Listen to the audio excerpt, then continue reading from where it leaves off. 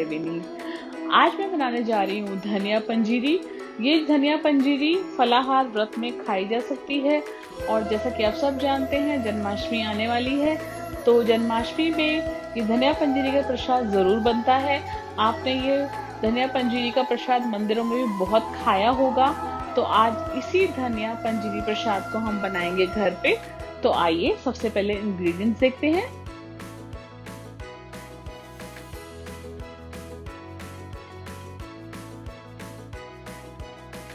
तो आइए धनिया पंजीरी बनाना शुरू करते हैं। इसके लिए मैंने सबसे पहले एक पैन ले लिया है। उसमें मैं डाल रही हूँ 1 से 2 टेबलस्पून देसी घी। प्रसाद बना रहे हैं तो देसी घी में ही बनाएंगे। तो अब जैसे ही घी थोड़ा गर्म हो जाता है, सबसे पहले मैं इसमें डाल दूंगी बादाम। तो यहाँ मैंने 10 से 15 बादाम लिए हुए हैं। इनको मैं हल्का हल्का घी में तल लूंगी। तो यहाँ बादाम अच्छे से मेरे फ्राई हो चुके हैं। अब मैं एक बोल ले लूंगी और उसको एक बोल में निकाल लूंगी। अब बादाम हमने फ्राई कर लिए थे। अब मैं इस तरीके से काजू भी मैंने ले लिया 10 से 15। इनको मैंने टुकड़ों में काट लिया है। आप चाहें तो बीच में से चीरा करके 2 पार्ट भी कर सकते हैं इसके। और इनको भी अब मैं फ्राई कर लूंगी। तो इनको अब हमें तलने में ज़्यादा टाइम नहीं लगेगा, 2 से 3 मिनट मुश्किल से लगेंगे और ये जल्दी से फ्राई हो जाएंगे, क्योंकि घी हमारा ऑलरेडी गर्म था। तो देखिए काजू भी हमारे अच्छे से घी में भुने जा चुके हैं। तो अब मैं इन्हें एक बोल में निकाल लूंगी जिसमें मैंने बादाम रखे हुए थे। फ्लेम धीरे रखिएगा, तेज नहीं करिएगा, नहीं तो जो ड्राई फ्रूट है वो बहुत ही जल्दी लाल हो जाएगा। अब देखिए पैन में अभी भी घी बचा हुआ है। इसी में मैं डाल दूंगी 1 छोटा कटोरी मखाने और इनको भी मैं अच्छे से घी में फ्राई कर लूंगी।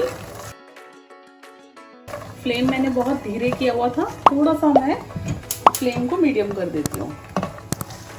और इनको भी मैं घी में अच्छे से भून लूंगी।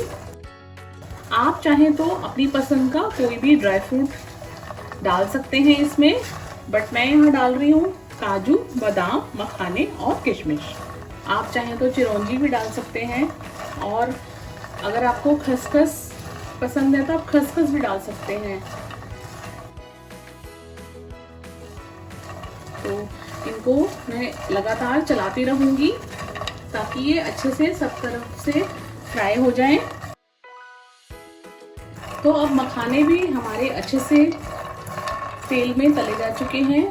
तो अब मैं इन्हें एक बोल में शिफ्ट कर लूंगी जिसमें मैंने ड्राई फ्रूट डाला हुआ है। अब पैन में घी हमारा खत्म हो चुका है। इसमें मैं 1 छोटा टीस्पून डालूंगी देसी घी और साथ ही मैं इसमें डाल दूंगी नारियल। तो यहाँ नारियल मैंने डेसिकेटेड यूज किया है। आप चाहें तो जो नारियल साबुत आता है उसको भी कद्दूकस करके डाल सकते हैं। और इसको भी डालने के बाद इस तरीके से लगातार चलाते रहना है। ये बहुत ही जल्दी भुन जाता है, ज़्यादा टाइम नहीं लगता है इसको भुनने में। तो ये प्रसाद में डालना मस्ट है। बहुत ही अच्छा प्रसाद बनता है डालने से और प्रसाद में एक बहुत ही अच्छा स्वाद भी आता है। तो 1 से 2 मिनट मुझे इसको भूनना है। तो नारियल हमारा अच्छे से भुन चुका है। तो मैंने एक बड़ा बोल ले लिया है जिसमें मैं पंजीरी बनाऊंगी। तो उसी में मैंने इसको डाल लिया है। अब इसी पैन में हम डालेंगे 1 से 2 टेबलस्पून देसी घी। और अब हम इसमें डालेंगे धनिया पाउडर। तो यहाँ साबुत धनिया को मैंने हल्का सा रोस्ट करके पीस लिया था। आप चाहें तो पिसा पिसाया भी इस्तेमाल कर सकते हैं धनिया पाउडर, पर अगर साबुत धनिया का इस्तेमाल करेंगे तो ज़्यादा अच्छा रहेगा, क्योंकि उसकी पंजीरी ज़्यादा स्वादिष्ट बनती है। तो ये पंजीरी बहुत ही अच्छी बनती है और ये कृष्ण जी को बहुत प्रिय है। तो इसे आप ज़रूर ट्राई करिएगा। तो अब इसे मुझे, क्योंकि पैन हमारा ऑलरेडी गर्म है, तो लगातार इसे चलाते हुए हमें भूनना है ताकि ताकि ये ज़्यादा ना भुन जाए, नहीं तो इसमें से महक आने लगेगी। वैसे धनिया मेरा पहले भी साबुत रोस्ट किया हुआ था, लेकिन अभी भी हम इसको थोड़ा रोस्ट करेंगे। तो धनिया हमारा अच्छे से भून चुका है। देखिए इसका कलर भी चेंज हो चुका है और इसमें बहुत ही अच्छी सी खुशबू भी आ रही है। तो यहाँ गैस मैंने बंद कर दिया है। तो अब ये जिस बोल में मैंने नारियल रखा हुआ था डाल के, उसी में मैं डाल दूंगी ये धनिया। ये डाल दिया मैंने सारा और अब मैं इसको ठंडा होने दूंगी। और आइए अब नेक्स्ट स्टेप की तरफ चलते हैं। तो जब तक हमारा धनिया ठंडा होता है तब तक ये मखानों को मैं इस तरीके से चाकू से छोटा छोटा काट लूँगी। आप चाहें तो किसी कपड़े में रख के आप उसे बेलन से भी छोटा छोटा कर सकते हैं। डालने को तो आप साबुत भी डाल सकते हैं, बट मैं सब साबुत नहीं डालूंगी मखाने। मैं इस तरीके से थोड़ा थोड़ा इसको छोटा करके डालूंगी तो अच्छा लगेगा खाने में।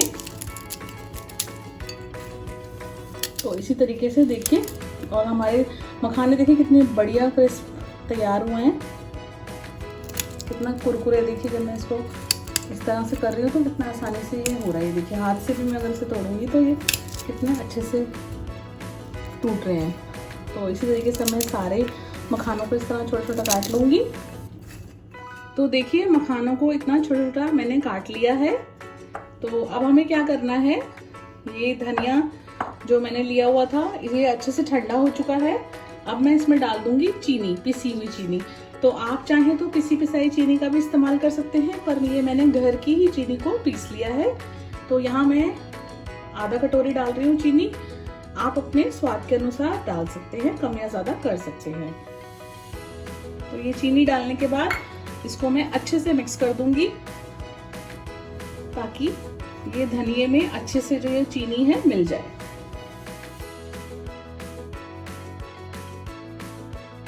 ये स्पैचुला से थोड़ा मुश्किल होगा करना, तो यहाँ मैं अपने हाथ का ही इस्तेमाल करूंगी। और आपको भी बोलूंगी आप हाथ से इसे करेंगे तो ज़्यादा अच्छा रहेगा, क्योंकि क्या होगा जो ये चीनी की डलियां हैं ना, वो फिर ऐसा होगा कहीं जगह मिलेंगी कहीं जगह नहीं मिलेंगी। तो ये अच्छे से मैंने मिक्स कर दिया है। देखिए ये देखिए कितनी बढ़िया मिक्स हो गई है। तो अब इस धनिया पंजीरी में मैंने नारियल डाला हुआ था पहले से, चीनी को अच्छे से मिक्स कर लिया है। अब मैं इसमें सारे ड्राई फ्रूट्स डाल दूंगी। तो ये मखाने और बादाम, काजू जो भी मैंने फ्राई करा हुआ था उसको मैं डाल दूंगी। साथ ही मैं इसमें डाल दूंगी किशमिश। तो यहाँ पे मैंने तकरीबन 20 से 25 ली होंगी किशमिश, ये भी मैं डाल दूंगी। ये भी आप अपने टेस्ट के अकॉर्डिंग कम या ज़्यादा कर सकते हैं। और इसको एक बार अच्छे से चला दूंगी। तो देखिए सारी चीज़ें अच्छे से मिक्स हो चुकी हैं और धनिया पंजीरी प्रसाद बनके तैयार हो चुका है। तो अब मैं इन्हें कान्हा जी को भोग लगवाती हूँ। हमारी धनिया पंजीरी बनके तैयार हो चुकी है। तो इस जन्माष्टमी पे आप इस धनिया पंजीरी प्रसाद को जरूर बनाएं और कान्हा जी को भोग लगवाएं और अपने परिवार के साथ इस प्रसाद को खाएं। ये प्रसाद स्वादिष्ट तो बनता ही बनता है और पौष्टिक भी बहुत होता है। तो इसको आप ऐसे भी बना के रख सकते हैं और आप इसे भर के रख दीजिए किसी एयरटाइट कंटेनर में, तो ये महीने 2 महीने तक खराब नहीं होती है। तो आप इसे बनाएं और खाएं, ये सबको बहुत पसंद आएगी। तो अगर आपको आज की रेसिपी पसंद आई है तो इसे लाइक करें और अगर यूजफुल लगी है तो शेयर करें। और मेरे चैनल पे जन्माष्टमी की एक और रेसिपी पहले से ही मौजूद है जो कि है आटा पंजीरी। आप चाहें तो उसे भी देख सकते हैं, उसका लिंक मैं डिस्क्रिप्शन बॉक्स में दे दूंगी। तो आपको फ्लेवर्स बाय विनी की तरफ से श्री कृष्ण जन्माष्टमी की बहुत बहुत शुभकामनाएं। जल्दी ही मिलते हैं एक नई रेसिपी के साथ। Till then bye bye and take care.